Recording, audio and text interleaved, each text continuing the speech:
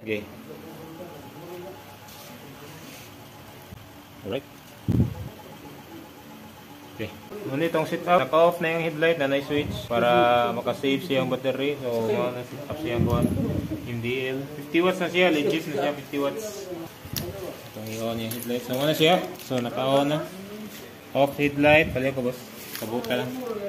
Na. Okay. So, itong i-testing itong passing, boss.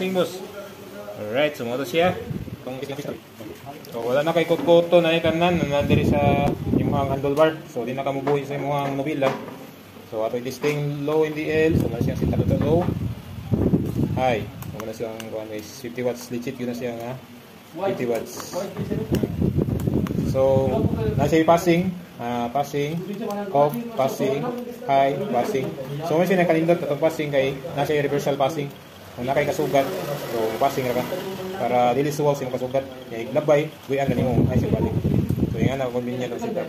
So stock horn, loud horn. Yeah, with combo light. Wala siya. So ito ang kuhan bot switch horn na ra. At sabol gyapon kayo. Stock horn. So na siya guys. So ito ang switch headlight na dire. Na siya.